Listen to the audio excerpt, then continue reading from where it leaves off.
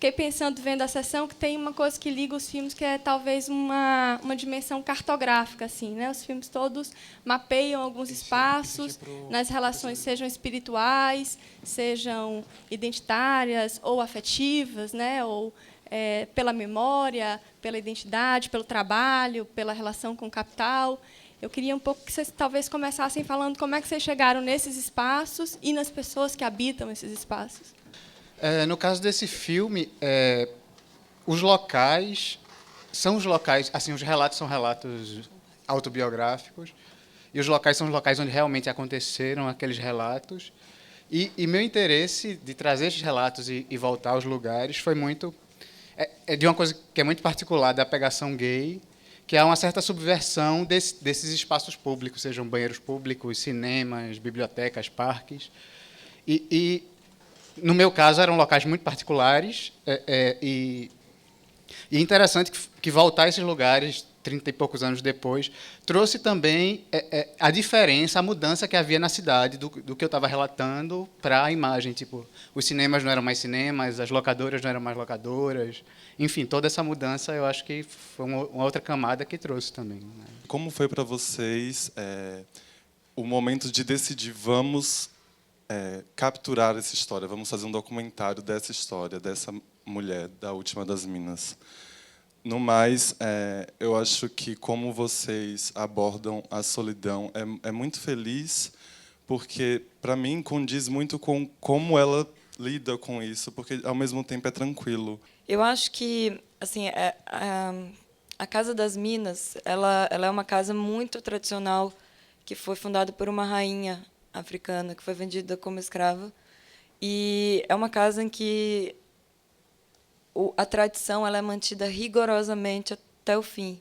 E essa tradição, a escolha de manter ela, de não mudar absolutamente nada dessa tradição, fez com que a casa chegasse a um ponto em que Dona Denis não podia, por questões, enfim, do próprio funcionamento ali da religião, a Dona Denis não poderia iniciar novas voodunces.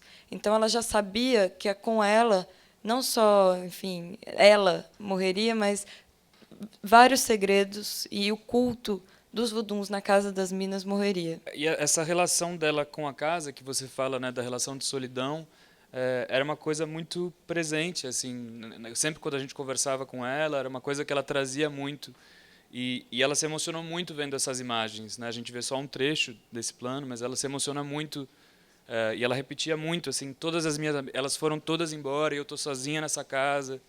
E a gente viu junto com elas uma série de fotografias, um livro que foi publicado com o texto dela nos anos 70.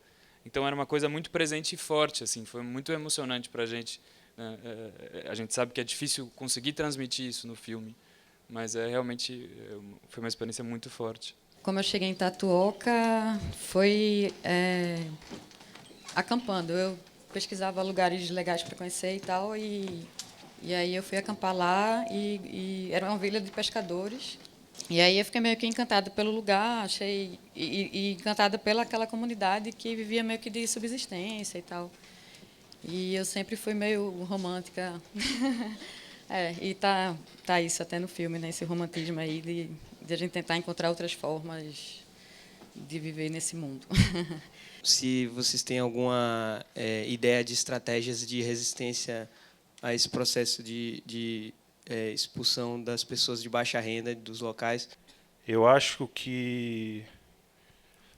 Porque para a gente é uma resistência muito grande fazer filme, assim. A gente de fato tem muito pouco dinheiro, assim, sabe? Esse filme, por exemplo, a gente fez uma situação muito miserável da nossa vida, de a gente comer no Bom Prato, que é um restaurante popular lá de R$1, e a gente tinha um miojo para dividir, e a gente estava deprimido, e o Adriano tinha terminado com a namorada, eu estava brigando com a minha namorada, a Copa do Mundo estava chegando, meus amigos estavam apanhando na linha de frente, depois os caras fecharam o cerco, não deixaram a gente entrar, a gente apanhou também. Então, a resistência se dá lá.